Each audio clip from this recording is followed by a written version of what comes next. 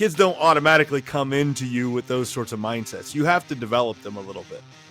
Yeah, a couple things. One, I think it's developed on a daily basis. Again, it goes back to consistency. But the second thing, I think when it's really effective is when it's player-led and when the player is leading it. This is the Mental Mettle Podcast, where we explore how to forge mental toughness and resilience in every aspect of life. Welcome, I'm your host, Coach Matt Thomann. I'm an ICF certified professional coach with a background as a teacher, basketball coach, and athletic director. But my journey took a dramatic turn in 2020 when I survived both cancer and a stroke. Those experiences shaped my mission, help others grow stronger in every facet of life. Today, I work with athletes, coaches, educators, and anyone who believes that positive mental health is both achievable and a personal responsibility. This podcast is dedicated to helping listeners develop a positive version of toughness, one rooted in resilience, focus, and growth. Whether you're looking to excel on the field, in the classroom, or in life, this is your space to learn, grow, and take action. Join me on this journey, and together, let's forge your mettle. Welcome back, Metalheads. It's Coach Thomann here on the Mental Mettle Podcast, and just a couple bits of gratitude here to start. Just some really good episodes, some really good guests lately. I've had people reach out, just want to be on the show, want to explain, be on and just talk about mental toughness and how they create it, different factors from the mental side. And it's going really, really well. Got some really good episodes, just recently and the upcoming. And that's the gratitude, is just all the people willing to come on the show and do this, and then people watching it, listening to it, sharing it, and just again being a part of my goal for this show, which is to help coaches first, but also parents and also athletes that listen, to kind of advance the idea that mental toughness is something that we can develop. It can be done in a very positive way. It should be done in a positive way. It's kind of our responsibility. Nobody's going to do it for you. And just the importance of it, and how we can advance this idea of, again, positive mental toughness, and how it can so just help the game, all the games, all the sports, all athletics, and just reminding why we do youth athletics, because youth athletics is huge in our culture, in this American culture, and around the world, honestly, but especially in this American culture. And I think that we really have to take a step back and just remember what it's for. And it's for the kids, it's for the athletes, it's to help them prepare for life. Yes, do a few get out and get scholarships, and every once in a while somebody goes pro, but that's not the main goal. And I think that we need to step back from that and remember that's what we're there for, is to help the kids and use athletics to help them grow and become better people and be more prepared for life, and use what I call athletics as controlled adversity. And we put people in adverse situations so that they can get better at handling those adverse situations. And it's not as much about whether or not we win or lose. We want to win because we want to have goals to get there, but it's about learning how to handle those adverse situations. And if you don't look at it from that way, we can get askew a bit on what the importance of athletics is. And just a little reminder of why I do what I do and what I do for my business. Doing a lot of traveling now, working with schools, working with teams, getting really, really busy, actually. And I'm just, I enjoy it so much to be able to go and do that and work with coaches and athletes that understand this and see the benefit in it, and how much it can help their team, help their school, help themselves, and just how much I enjoy doing that. So yeah, that's my gratitude, and just just reminding everybody why I do what I do and the whole point of this show. So but let's get into today's episode. I've got a great great guest today. Sean Taylor is currently the head coach at Moline High School in Moline, Illinois. And I think the coolest thing about Sean is a few things that you're going to pick up from the interview. First of all, if you want to listen to a coach, how he does things and pick up stuff from a coach, know that Sean Taylor's won 2 state championships, but they were not at the same place, and they were certainly not back-to-back. His 2 state championships, one in Shelbyville, and I believe 1996, and one more recent at Moline in 2023.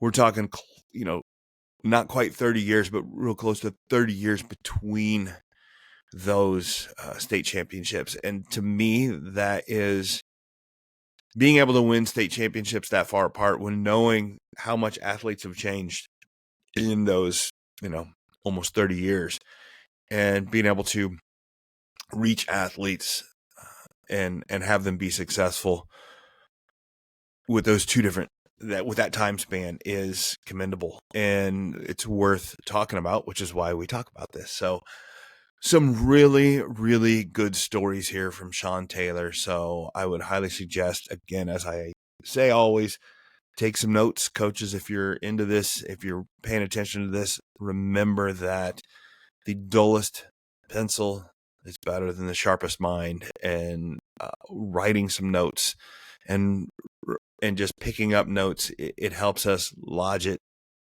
in the brain so that we can pull it back later. And I'm a big believer in taking notes on stuff because it really makes a huge difference. So anyway, so Sean Taylor, Moline boys basketball, great episode, and I'll catch you on the other side with a little breakdown. Parents, is your athlete ready for the upcoming sports season? They might have the strength, the speed, and the skills, but without confidence, they can still struggle when the game is online. Skill and strength are great, they're necessary, but they're not used to their full potential without the right mentality. Confidence is key. It's the key to unlocking that full potential. And at Mental Mettle Coaching, I offer personalized sessions designed to build the confidence your athlete needs for a successful season. My proven techniques empower them to perform under pressure, both on the field and in life. Don't let a lack of confidence hold them back. Book a free session today and discover the power of confidence. Visit the website, get started on the journey to a more confident, successful athlete with Mental Mettle Coaching. All right, welcome back to the Mental Mettle Podcast. I'm your host, Coach Matt Thomann, and I'm here with my guest today, the Moline boys basketball head coach, Sean Taylor. How you doing, Coach? Doing great. I really appreciate you having me on, and sorry for the interruption, but it's great to be a teacher, and you just roll with the punches. Oh, I think it's great. I told you before we started, this is not. You said the bell might ring and there might be some announcements, and it's not the first time I've recorded over an announcement because I think it's just part of the gig, and the good coaches and good teachers it doesn't even slow you down. You just keep rolling. Amen. Amen. So first things first, I love to start with bona fides. Anytime we get in the podcast and people who may not know who you are or anything, I like to just put it out there. And I've had a string of some coaches lately that have had a lot of experience. My last guest just came out today was Tim Meese. He's had he's been doing it longer than you have, something like 50 years, but you're at 36 years now you've been coaching, and that's long enough. Yeah, and I have, if I can tell just a quick Tim Meese story, in 1992, I went to watch Bradley University practice, and Tim was there. And so we got to talking. Well, you fast forward to the end of the year, and he got second in state to Pinckneyville, and I saw him a week later, and I said, man, you got a lot more out of that practice than I did. He did, back to talk about what I talked to him on the podcast, that dude is a learner, man. He is always trying to pick up something, which I think every good coach should be doing. Yes, absolutely. Yeah. But in your tenure, you've got two state championships, one with Shelbyville in 96 and one with Moline just a couple years ago. Yeah, and I was probably too young in '96. When we got it in '96, I was in my 6 year coaching, and I thought it was easy. I thought I had it all figured out. And then fast forward 27 years later, but it was Shelbyville I was lucky to be at with the kids and with the coaches and with the community. And then to sort of bookend it at Moline was a lot of fun. Well, I know that, and I'm not diminishing your coaching abilities whatsoever, but I know those teams fairly well. And you had some horses. Absolutely. I will be the first to admit. And, when I always say, especially the past couple years, we had Owen Freeman, and we didn't do nearly as many box out drills when we had Owen. And in '96, we had Rich Byers and Roger Jones and Ben Short, and those guys could go get it too. So I've been blessed to be around some really, really good players. Yeah, Roger was a teammate of mine at Milliken. Just that dude's so much fun. But yeah, long, lanky dude, man. Him and Rich could just go get it. Absolutely, and we'll probably talk about it, but Roger made maybe the biggest three in my coaching career to beat Nokomis in a regional final, and we were a heartbeat away from losing in regional, not having an opportunity to win state in '96. You know what's really interesting? I didn't even think about bringing up Roger, and it's been years since I've even talked to the guy. But you correct me if I'm wrong here, but just remember what I remember of Roger is he is one of those individuals of I call it like, and I don't mean to disparage Roger whatsoever, but his form of mental toughness was just happy-go-lucky and nothing really bothered him, and it was like. I don't know if you can coach that, but the dude was always loose because he was just always, it felt like it was all kind of just goofing around a lot. And I think he's still like that. And I sort of wish I could be like that. I'm probably the other extreme, but he never had a bad day. I mean, he was always in a good mood and always loved being where he was. And now you fast forward, he's got a daughter that's playing at Shelbyville, and I think she's very similar. And I saw his son play, and he had a lot of similarities to Roger. So I think it's a great way to go through life. Unfortunately, I didn't take the example that Roger set for me. Well, that's not how I am either. But man, when you find those kids that can be like that just nothing bothers them, and they just keep like to play loose and free all the time is what we're trying to get kids to do. It's just not very easy to do a lot of times. Yeah, and I think that's a big reason why when that ball came to him in the left corner in front of our bench, he didn't think about it. He just shot it. He didn't think about consequences. He just did what he did. And, I think that's a great point. I really hadn't thought about it like that, but I think that's a big reason why, there was no pressure on him. He might have missed a shot, but he wasn't going to change whether that shot went in or went out. And I think there's a lot of truth in that. Yeah, and I don't preach that or try to teach it because I don't know. There's some people that are just like that, and it's hard to be like that if you're not that way. I think you can develop other forms of mental toughness, but man, to have that's just the people that have that. It's they're fun to watch because it's like you said, it's just loose and free. And I mean, he would have been upset if you guys lost the game, but it wouldn't have bothered him as much as everybody else, and he'd have been, you know what I mean? Yeah, and it certainly wouldn't have bothered him that he missed the shot. I think he would have just thought that some go in, some don't. I did all I could to shoot it the way I wanted to shoot it, and he could have lived with the results. And I think that is one thing that we always tell our guys: if you put in the work, then shoot it guilt free. There's no repercussions. You put in the work, you deserve to shoot that shot. Then just shoot it and feel free in shooting it. So that's a great question for me to ask and follow up. And we might get into some of where you've been and do stuff. But when you've put enough work in to take it and shoot it guilt free, how do you have a kid determine when they put in quote enough work, right? Because sometimes that's as the coach, our idea of that is different than maybe a kid's, or I don't know how you do that. Well, we give them charts, and we want them to fill it out, but the thing is, you can cheat on those charts, and Oh, absolutely. I'm sure there's been kids that do that. But I think by charting it, I think a kid gets more confident, and then he sees his makes, and then I think that makes him want to shoot more and put in more time. And so, success breeds confidence, which breeds more success. So that's how I think then it's demonstrated in practice. So, the off season you're putting in the work, but then, we're going to see how you do it in practice and see if you put in that work that you've been saying you've been putting in. So, Y- I think it's going to be on display once the coaches are there and then the fans are there on Friday night. Yeah, I think confidence is evidence based, and you can't fake that stuff. It's there when you've put in the work. So, walk me through a little bit of your journey from playing to becoming a coach, and just kind of like how you got where you are. Well, I played at Rantoul. I was blessed to go to school at Rantoul. I mean, it's a great community. And the community's changed a little bit because the Air Force Base closed Right. in 1988. But we had great teachers, guys that were committed. I always say I'm blessed. I have two older brothers, and they played on the same team as Greg McMahon, who went on to be the special teams coach for the New Orleans Saints and win a Super Bowl. Special teams coach for LSU and win a national championship.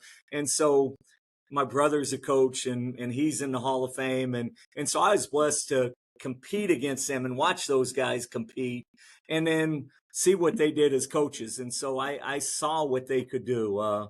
From high school, I went to Augustana for 2 years and then, decided to transfer to the U of I. And, funny story, I went to a Parkland Open gym and Coach Cooper and I got to talk, and he goes, "What are you planning on doing?" And I told him about Augustana. He goes, "Well, why don't you come here and you can help me coach?" Because he knew I wanted to get into coaching. And so I coached with him. First year as a volunteer. I was going to U of I for 3 years, and I was a volunteer my first year, and I was a 20-year-old paid assistant at Parkland my second 2 years. And we got second in the national championship. I got to coach PJ Bowman, who went on to play at the Flying Yeah.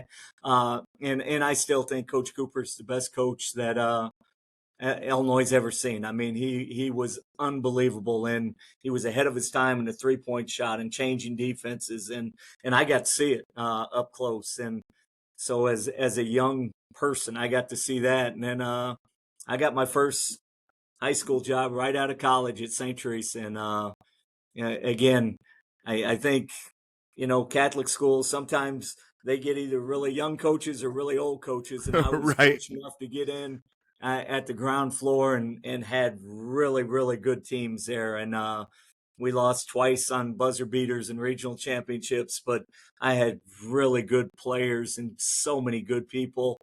I worked with Scott Davis, who was a legendary Hall of Fame football coach, and I got to learn so much from him. And from there, he and Gerald Temples are probably the reason why I got the Shelbyville job, Yeah. because they were best friends and coaching football fraternity, and they got me the job at Shelbyville and had great players and assistant coaches at Shelbyville. So at 27, 28, I'm coaching a team that wins state, and it was I was blessed, I was fortunate, but we certainly worked hard, and our players worked. So from there I got to go to Macomb and then to Quincy and then to Jacksonville and now to Moline. So I've really had a great experience. After Shelbyville, I went to Webster Groves in Missouri for 2 years. So I've got to be around so many different environments, communities, and I've really been blessed to meet the people I've met and work with the people I've worked with.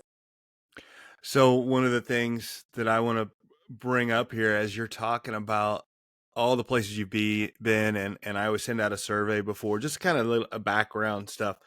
And you listed almost every assistant coach you've had and gave them so much credit for your success. And I think that tells me a lot about the type of guy you are, knowing that you can't, like, the importance of having a staff, even at a high school level, how unbelievably important that is.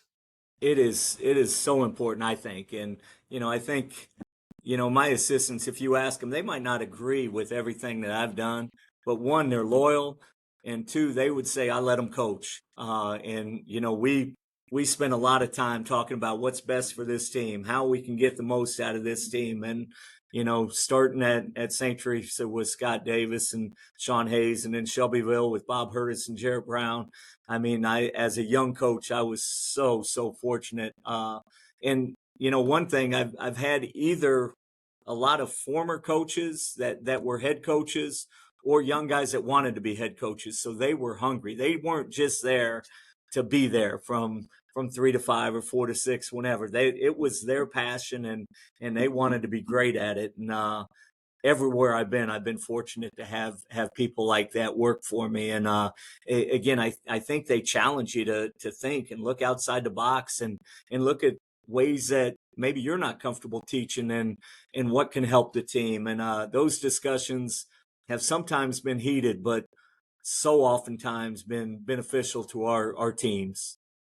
Well, yeah, I think the job of an assistant is to question in private and stand back the guy in public, right? That's the Absolutely. I mean, loyalty, and again, I hope that I've shown them how much I appreciate them in public, to the public, but also in private. I think they know how much I care for them and how much I appreciate all they've done for me and my family and for the teams that we've coached.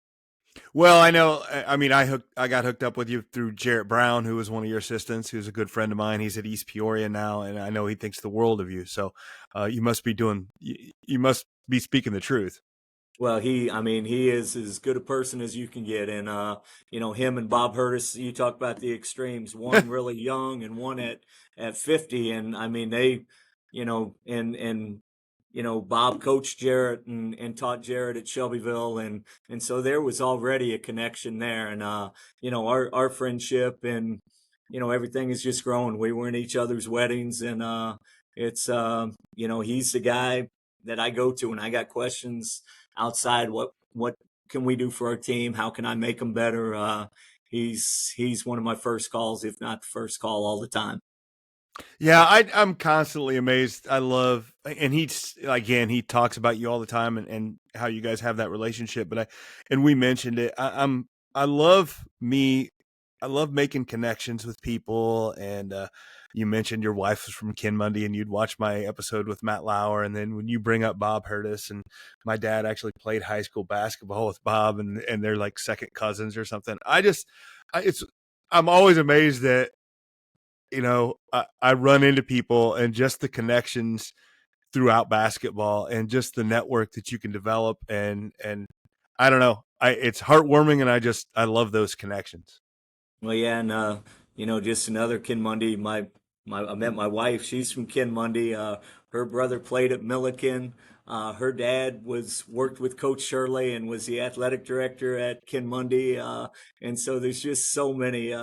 There's so many good people. I think that's one of the great things about athletics. You meet so many good people, and it just is a blessing to have the opportunity to meet all those people. And I think you have to, if you're to any new coach coming in, like, start building those connections, because almost everybody will help you out and try to, they want to advance the game and help you out. And it's, you don't have to do it by yourself. I think so too. And, I think the buzzword is networking. And I think sometimes that's sort of negative, because I think coaches think you network so you can get something. Well, you don't always need something. I think the friendships and the lifelong relationships is the more important part. And sometimes that will lead to a job, but the relationships will last a lifetime, and what you get out of that. Absolutely. So talk to me a little bit, kind of a two-part question. You've been at it 36 years, and you've been at several schools. Talk to me. What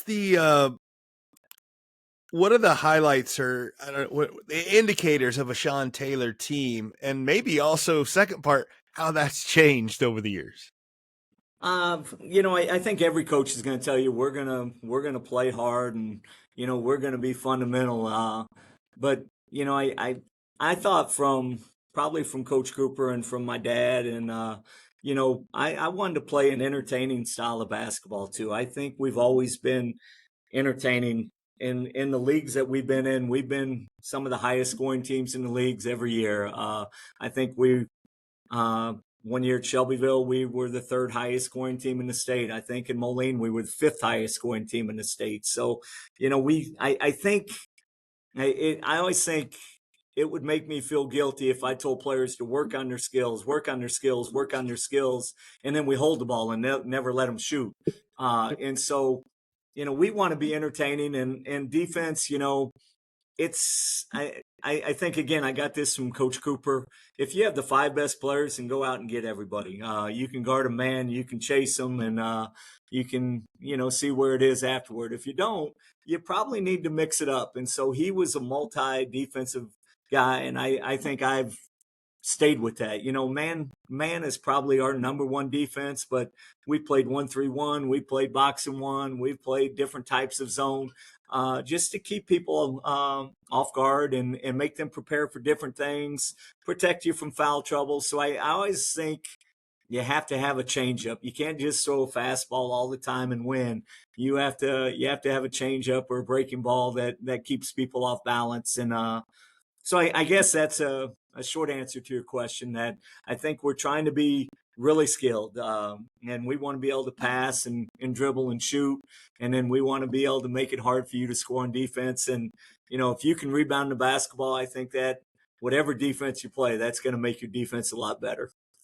Yeah. It's interesting that you say that, because I love how you talk about being entertaining, and we're going to get into this mental toughness and kind of how you develop that. But yeah, it's funny that when you're talking about defense and stuff like that, if a coach comes out and says, well, we're a mentally tough team and we're meant to be a hard-nosed, mentally tough team and we do this, you automatically equate that to like defense, right? Yes. You know what I mean? Like, that's the connection. You means, well, this guy probably plays pack and he probably is like in your, like, you know what I mean? And there, you can see him doing wind sprints and shell drill for an hour long. And you know what I mean? And I'm not saying don't do those things, but there seems to be like a monopoly on toughness and defense. And I'm just interested in your comment on that. Yeah, I think I think you have to be mentally tough to be good defensively, but yeah. I think it goes the other way too. If you ask every player, they say, "Oh, I want to run, I want to play fast," until you make them run every time. They got to go baseline to baseline every time. And if you're going to run, I think you have to be committed to do it every time. And the first 5, 10, 20 times, the defense is going to get back, and you're not going to see any fruits of your labor. But if you can do it, the 40th time and the 50th time and the 60th time, then you're going to get easy baskets, and then it's going to pay off. So, you always talk about physical conditioning. Well, if you're going to use physical conditioning, I think you better run every time and make physical conditioning a factor. And I think that's discipline too. I think, again, you watch the good running teams, they're doing it every time. You watch Houston, they're going to the offensive glass every time. That's their culture. So, if you watch the teams that just run willy-nilly, then they're not going to be consistently great at it, because it's not important to them. It's not something that they stress. And I think that's part of mental toughness. If you're going to stress it and do it, you better do it all the time. Welcome to Mental Mettle Coaching, where our mission is to help you learn to thrive in the face of adversity, not just survive it. We are passionate about empowering you to live, play, and work with a resilient and spirited mindset. Hi, I'm Matt Thomann. I'm an ICF professional coach and keynote speaker. My background as an athlete, basketball coach, teacher, and school administrator has equipped me with the insights that resonate deeply with the schools, teams, athletes, and coaches I work with. However, it's my personal journey through anxiety, cancer, and an ischemic stroke in 2020 that truly brings authenticity to my presentations. While learning to speak and write again, I also pursued and earned my ICF coaching certification. Now the practices I embrace are more than theoretical concepts. They're a way of life. Developing a positive mindset is within reach for all, but it requires self-awareness and the repetition of intentional activities. At Mental Mettle Coaching, we'll guide you, your staff, and your students on this transformative journey. Together, let's forge your mettle. Well, and that's you gave me that definition, is that mental toughness is doing what you're supposed to do all the time. And there's a phrase I love that say, however you do anything is how you do everything, right? Like but speak to that a minute, because you also say it's easier said than done. Yeah, I think, I mean, that's the mental toughness. I think the hardest thing for mental toughness is consistency. I think, it's easy for me to go to the Y once a week. It's hard for me to get myself up and go every morning at 6 o'clock. I mean, that's discipline. That's mental toughness when you can do it every day. It's easy to come to practice when you're feeling good and play hard. It's hard when you're not feeling good, when you're a little under the weather, when you're a little sore, when the other guy is wanting it a little bit more than you. It's hard then. I think the great players and the great teams do it every day. We don't have a lot of signs in our locker room, but one of them is another day, another opportunity, and we talk every day about an opportunity. Today's an opportunity to get better, and are we going to do it? We tell them the only thing we have in common with our opponents is we have the exact same time. Are we going to use ours better? Are we going to work harder than they are? And are we going to do it every day? And if you can do that, I think, one, you're going to be good no matter what level of talent you are, but two, you're going to improve. And I think it's fun watching teams improve over the course of a year. As a coach, that's the most rewarding thing. How did we go from the November to March? And if you improve consistently, then that's a pretty darn good year. Yeah, no, that's the fun part. And it's like, well, you're a guy who's won a couple state championships, so I'd love to bounce this off of you. Is that, like, with the difference between a year where you win a state championship and a year where you don't necessarily have the accolades, but you see that growth? Yeah, I think one, I've said it before. One, just two things on those state championships. In both years, we did not win our Christmas tournament. And I thought that was a key, that we just kept on improving. The goal wasn't to win the Christmas tournament. We certainly wanted to win it, but the goal was to play the best at the end of the year. And we'll have reunions for the state championship, but I'm just as proud of the teams that reach their true potential. And I've had a few of those, and unfortunately, we don't get them there every year. I've had teams where we've had a good record, but I just don't think I got them to where we should have been. And those are the ones that you think about, what did I do wrong? What could I have done different? Not necessarily wrong, but different, to bring out the best in maybe individuals, but certainly collectively. And, those are the years that you look back thinking, man, I wish I had that year over again. When you have the year that you get to where you want, you're satisfied. And, only one team's going to win their last game. And it's not going to happen very often or ever. And so I don't look at it like it's a disappointment when that happens, that you lose the last one. If I got them to where, I think they could reach better than they could, then I think it was a success. I agree 100%. And it's, I love to joke that I feel like the coach of the year honors almost never goes to the right person, because it goes to somebody who probably didn't win a lot of games, but made so much progress on their team. Yeah, that's who it should go to. That's it. And that's what I talk about, that and the MVP. You look at the MVP. I don't give an MVP award, but you watch, I bet 99% it goes to the guy that makes the most points. And that's not always the most valuable. We give our guys the Shakespeare quote, act well your part, therein lies the glory.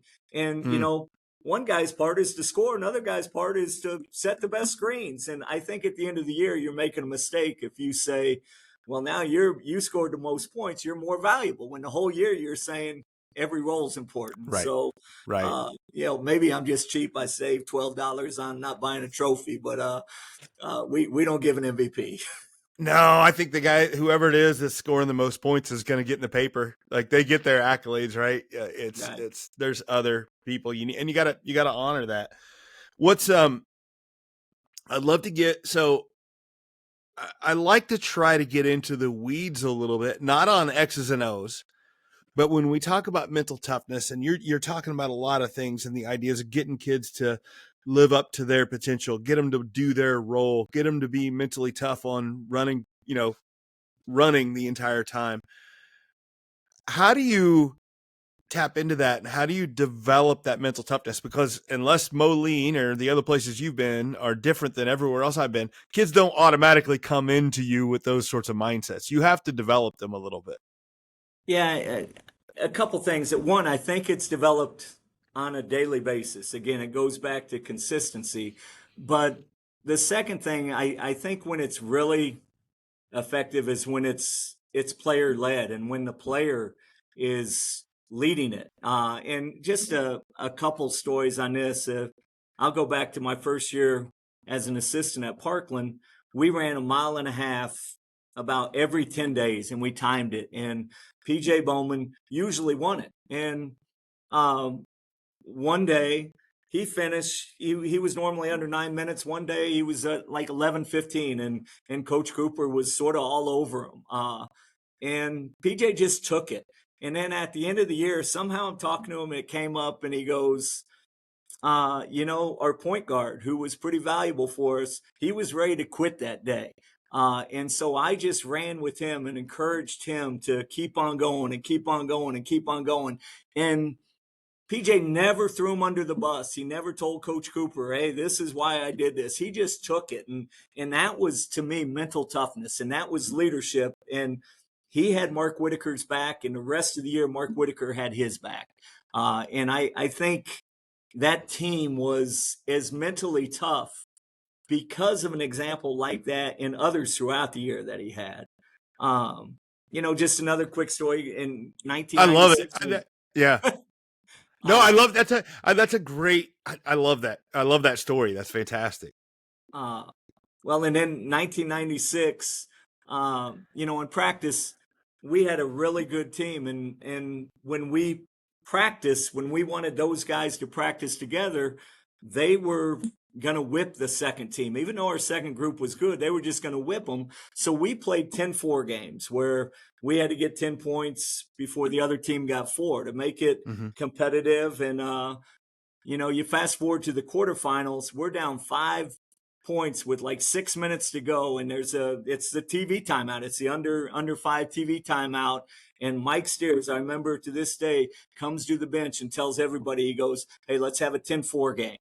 And so you knew you had buy-in, and you knew that they were not going to get beat because they weren't mentally tough. They were going to dig in and they were going to do what they'd done the whole year. And again, when you hear stuff like that, I think that's when you see it. You as a coach, you try to get it every day, but you're not sure. And Right. and then I think it comes out in big moments. And then the last story, I go back to our state team here in Moline, and times change, and I'm old, but things change, and we go to state, and I don't find this out till afterward when a dad tells me, he goes, Brock Harding made everybody give him his phone. So when we got to Champaign, they didn't have phones, so they were just together. And I think that was mentally tough by his part to know that there's distractions out there, and he Mm-hmm. didn't want his team distracted, and they were going there for one reason. And again, that's all those are player led. I didn't tell them to do any of those, and I think that's when you know you have good teams is when it's player led, and you have a chance at every game you play when you have great team leaders that try to get. You don't always have to be the bad guy. You can lead and you can encourage, but when it's player led, it's yeah, you have a chance to have a special team. All right, Coach. But here's the deal, right? I'm going to put this back on you and know that when you give me those player-led instances, I'm of the opinion that a coach has to allow for space for a kid to be like that and lead. Do you get where I'm coming from? Like Absolutely. as in you can't, a coach can't dictate and control everything all year and then expect a kid to rise up in a moment or do like that if they feel like they're going to do something wrong or be yelled at for trying to do something and it ends up being wrong. I think that's Absolutely true. It's that old, when you put a plant in a bowl, it can only grow to that. When you let it, put it out in the open, it can do so many great things. And you're right. It's basketball is an imperfect game. Life is imperfect. And I think you have to encourage people to make mistakes. I think that's where the most growth occurs. All these guys, they weren't perfect. Obviously I'm not perfect. They'll tell you that in a second. But you're going to make mistakes, and hopefully they'll learn from it, grow from it, and be better from it.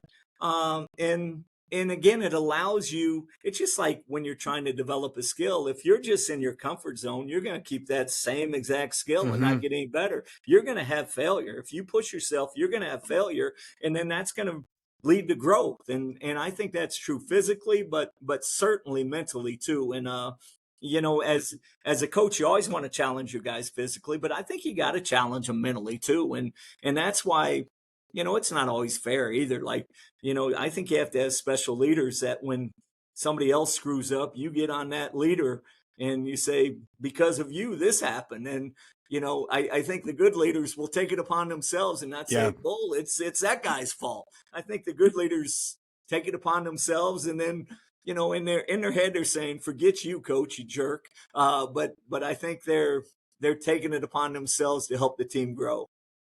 Yeah, I think one of those stories when you mentioned Mike Steers, because I know Mike, he on that team. I mean, you had a recruit going to Illinois, and it wasn't Mike; it was the buyers. So, and Mike might have been part of a leader, but my point was, you don't have to be the MVP to step up and lead, and I think that kids miss that sometimes. Yeah, I think so, and I think just like I think it's probably true with coaches. Like the best coaches weren't the best players. Like, Magic Johnson wasn't the best coach. He was the best player, one of the best players in the history of the game. Pat Riley was a great coach. He wasn't a great player in the NBA. And so I think that's true. I think the best leaders, Mike was a great leader. Kevin Hurtis was a great leader on that team. Was our best leader. Todd Wilderman was a great leader, and those guys would tell you and get in your face. Now Roger probably wouldn't lead like that. Roger was just No, going to do his own way, and maybe guys are going to follow. But you could also, they could get on Roger, and he would respond in his own way. So I think that's true. I think the best leaders aren't always the best players. Matter of fact, I think very infrequently are they the best players. coaches, do you dream of guiding mentally tough athletes towards a championship? Kids that are resilient, persistent, and unshaken by setbacks. Well, in today's world, those athletes aren't born. They have to be developed. Many athletes face significant challenges and risk burnout. So, how do we foster that mental toughness without overwhelming them? Well, introducing the Ember to Inferno program, Building Mentally Tough Athletes. This series is designed specifically for coaches, offering a deep dive into your own journey of mental toughness and equipping you with practical tools to build confidence and belief in your athletes. Rather than just simply adding more adversity to their life, we focus on creating a strong foundation for mental resilience. You'll learn how to transform a spark of motivation into a blazing fire of toughness, using techniques that address challenges like social media pressures, athletic stress, and trauma. Don't just wish for mentally tough athletes, build them. Join the Ember to Inferno program today and ignite the potential in your athletes. For more information, contact me, Coach Thomann, at Mental Mettle Coaching. I think it's again, but going back to the guy that gets the most points is automatically say is the MVP, and you feel like they have to be the leader. And I think that if you think that way and you don't allow space for your kids to think other ways and see value in other things that you can do, they may never step up to that because they're like, well, I can't speak up to that moment. I can't live up to that moment because I'm not the best player. And that's, again, I'm giving a lot. It tells me a lot about the way you run your teams for kids to step up and do that. So I'm not surprised that you've had the success you've had doing that. Yeah, and again, one of the joys of a coach is just to see what kids do when they graduate, when they become adults and fathers. And it's interesting to see the same characteristics that they had, how they've developed that into life and become successful in life. And those kids at the time, who were leaders at the time, they're leaders in their community now. And hopefully, we always say the more leaders, the better. I mean, we're I not just agree. having one captain. I don't pick captains either. Captains, I think, sort of develop and emerge and grow. And I think they develop at different times, just like your kids. They didn't develop all the same. They developed at different times. And it's fun to watch how their leadership develops over the course of certainly a season, but over the course of their lifetime also. Yeah, I love no captains, no MVPs, but it's like you're allowing everybody to um, see their growth and make changes, and I love that. Since you have been doing this for 36 years and you've won 2 state championships that are, let's see, what's the space between those? That would be what 30. There's how many 27 years years. between? How many? 27 years between. Okay, so that's a really good question. Here is for you to tell me how kids have changed, how the athletes have changed, and maybe in that same breath, what's still the same. I we talk about this. Our coaching staff talks about it because I got some older coaches, and I always tell them I don't think athletes have changed that much. I think the players you have, the demands that you have, I think it's you coach the demands that you have, and they'll reach that level. I think if you back off, then they'll go to that level. And so, the team I had in 2023, we pushed hard. The team we had in 96, we pushed hard. And I think every team in between, we've really been demanding and wanting them to achieve excellence. The excellence as good as they could possibly be. That's how we would just define success. And so, I think maybe the parents, maybe the phones, the technology, maybe the individual skill coaches. I think that's been a probably big change, that guys are going to their skill coaches and wanting to incorporate that into their game. And so that's been a challenge as a coach. One, I don't want to diminish that. How can I use what they're teaching to incorporate into what we're doing, and still fit the team mold? And I think that would probably be a big change. Yeah, you're right. There's a lot of different factors playing on an athlete. Maybe the parents have changed, social media's changed. There's a lot more, like you said, coaches, but a human and and how we live up to expectations and things like that ultimately is kind of the same. Yeah, you go back 200 plus years to today. I think it's the same. I think the really good people and the really good teams are trying to be as good as they possibly can be on a daily basis. And I think, again, the great ones, going back to the phone example, the great ones try to push distractions aside and focus on the team. And we my players today, they hate hearing old stories, but we talk about Bo Schembechler and the team, and we try to talk about that's what matters. And I think when you develop that team, you're developing camaraderie. And I tell them all the time, when you come back to your 20th anniversary, if your teammates aren't some of your closest friends, then I did something wrong. They certainly shouldn't be your only friends, but you're spending a lot of time, blood, sweat, and tears, in making a commitment to each other. I want you guys to be close forever. And again, that's one of the joys of watching these guys get older, is seeing the friendships that they have within those teammates. Yeah, no, coach, I think you've got the right handle on a lot of stuff. It's fantastic. I love hearing you talk and seeing this, and I can see one of the things I love working with athletes on is making sure that they understand they control what they can control, like control what you can. And that's harder today because there's a lot more outside influence. But I see that in what you're talking about we're going to hold up to these expectations because that's something as a coach I can control, right? And instead of worrying about all these other things that are affecting the kids, I'm not going to do anything different. I'm going to hold them up to these expectations, and you get results that way.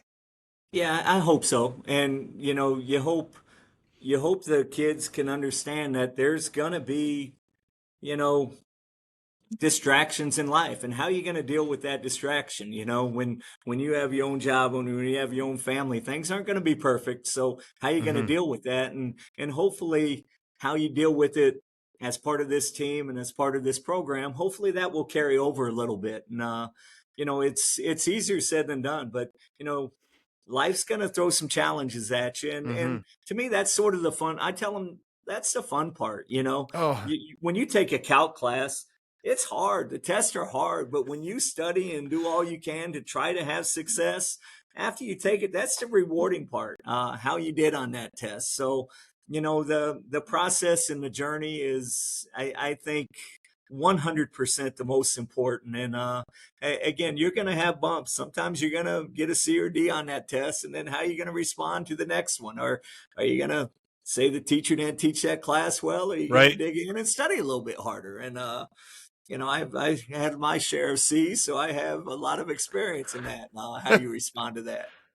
No, I think that's yeah. I don't know. You don't have to look at life that way, but man, it's so negative and sad if you don't. Like there's always going to be a challenge, and I think the more that you look for a challenge and enjoy it and embrace it, the better off. So I'm with you. Uh, R- Coach, this has been a great interview, but I'm going to leave you with the last question I always ask. What did I not ask you that I should have? Because I want to make sure. I want to Well, make sure every guest gets to say what they want to say. So what did I not ask you that I should have? a couple things. I think Beautiful. you better get there early for the Monmouth Millikan game this year. Okay. My son's a senior at Monmouth, and All I've been right. fortunate to watch Lane grow up from the time that Jared coached him to now. So I think it's fun. It's been fun watching him develop. So I think I might get some extra tickets and sell them and make some money on the black market. But I don't know about that, but I'll look for you there. Hey, listen, Coach. Like you and I are like, is he do you have another son, or is he I the have only one a playing? I have a sophomore in high school also. So Okay. Kyle's a senior, All and then I right. have my daughter Whitney, who's in her second year teaching. So I again, that's another thing about coaching. You get to Oh, watch a lot of other people's kids and how they do it, and to watch their success. So I think that's fun. And I guess the other part is, I've always tell my kids that the players I coach, that I was blessed. My dad was a coach. I got to watch his teams play. I got to go to his basketball camps. His players were my heroes. And I tell my kids every year, that's who I want you to be. When these kids are in the stands watching you, I want you to be their heroes. And I want you to mm-hmm. give everything for Moline, so those kids will remember you forever. When you're working a summer basketball camp, I want you to know that these kids come for you.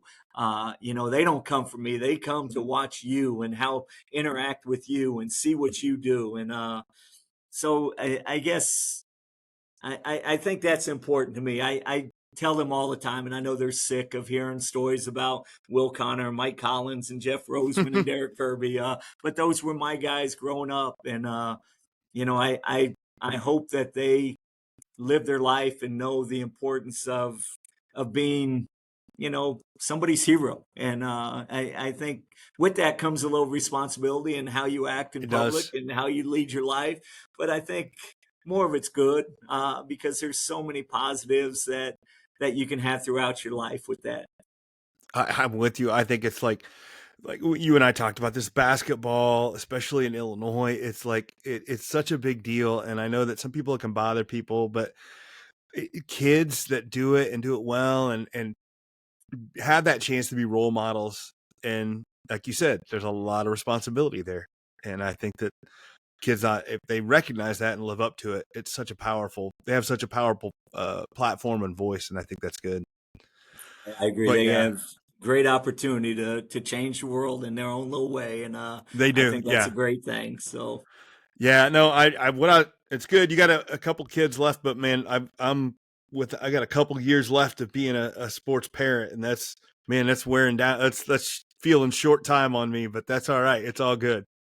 and enjoy every second of it. I will. I do. So, Coach, thank you so much for joining me. It's been a great interview, and just getting to hear your thoughts on this stuff is just fantastic. And that's my favorite part about the show, is just digging not into the X's and O's, but this mental stuff and how you can build culture and do this stuff, and just hopefully other coaches and tune in and can advance the sport and help other kids. So, thank you so much. Well, and I appreciate the opportunity, and I love listening to your pod. So I I walk appreciate every it. day at my lunch, and I throw a pod in, and I love listening to yours. So I thank you. appreciate it.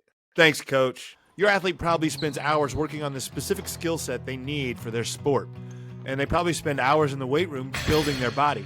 But how much time do they spend intentionally training their mind? Well, building mindset is the key to bridging the gap between the skills that we see and game execution. Well, Mental Mettle Coaching provides individual programs that can help your athlete develop this third and crucial skill set. So here's some of my notes from that interview with Sean Taylor. First of all, when he tells the story or stories about having great individual leaders or leaders on his team, I think that, and I said it in the interview, pay attention to the fact that a coach has to allow for that leadership to happen. And for that leadership, you have to have a space in which a kid can grow into. And if you're just domineering coach that tries to control everything and wants everything in a certain way and are just too overbearing, there's no space for those athletes to grow. And I can just see the fact that when he's again talking about different athletes from his state championship teams and teams that he worked with over the years, and how he's got athletes stepping up and leading, to me, that's an indicator of a coach who allows space for someone to become a leader. I also loved how he talked about one of the identities of his teams is that they play and want to be entertaining, and how that takes mental toughness as well. Because again, I think that a lot of times mental toughness, coaches that run hard-nosed defense, and I'm all for that, but coaches that run this hard-nosed defense, grind it out, kind of think that they have a monopoly on mental toughness, and that's how you do it. And that's what, like, defense is all mental toughness, and it is. But I think that you can use mental toughness for your offense as well, and for knowing that you are trying to dictate how the game goes, because offense does get to dictate the game a lot of times. So, because the defense is reactive, right? And, his idea that, hey, if we want to run all the time and be entertaining and high scoring, that means we run all game. Because this getting back on offense and trying to score fast is like you wear them down, and just the importance of practicing that. And I love the idea that he said something that kids, and I think this is more applicable now than it ever was, kids spend all this time working on moves and shooting, and he just said it would be, detriment not to let them do that and use that, and they'll just kind of enjoy it more and make it fun for them. And I think that there's a lot to be something said for that, letting it be fun and something enjoyable, and remember that he's doing this and doing well. Now your kids do have to put in the time to gain the skills, but allow them, just the way he lets them use those skills that they developed is a very positive thing to allow them to do that. And I just loved his idea of mental toughness is about consistency. And I agree, and knowing what you're supposed to do every day and just doing that every day. Just keeping up with having a goal, having a plan, and just continue to doing it. And that's hard, especially, over basketball, such a long season. I talk about it all the time that like I think teams we're in late September and you can already tell teams are starting to like get their open gyms in and get their lifts. And I mean, a lot of kids are playing football in high school, but those that aren't are starting to work on it because they know it's coming. And the season will start very beginning of November in high school, but other places it's junior high or college. It's kind of starting in late October and it'll run through March. And it's a long time to continue to be consistent. And we all know that being consistent through the year is one thing, or the season is one thing, but doing it in the off seasons where we really build players. So preaching that idea of consistency is huge. And I also loved his locker room sign that said, another day, another opportunity, and to look at it that way. It's a grateful way to look at it, because hey, we get another opportunity to get better. We get another opportunity to try to get a win, and all these things. I really enjoyed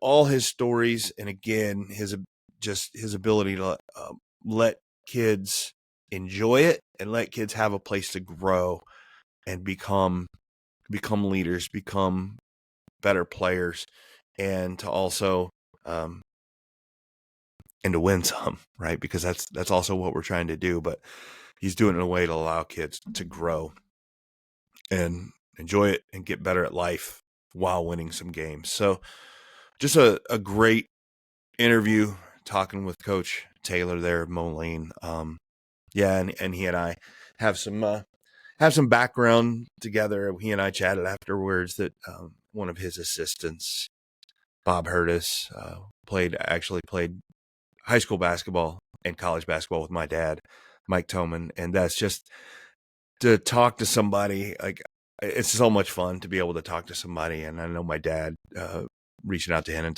talking to him about it, really loves that there's a connection between somebody I'm having on the podcast that's doing so well, that is connected to somebody he played basketball with. It's been several years ago. Just a great, I just enjoy doing this podcast so much. And again, let me finish with some gratitude, just like I started, that my ability to be able to do this only happens because there's actually people listening to it and sharing it and just making it worth my while to do it. And I can't thank you enough for doing that. So on that, as you listen to this, and you have guests for me, shoot me an email, or if you have questions for me. I love answering questions about what I've learned and what I see. And of course, as always, if you have some speaking gigs or an athlete or a team you want me to work with, absolutely. I get those emails all the time, and I love seeing how I can help people out.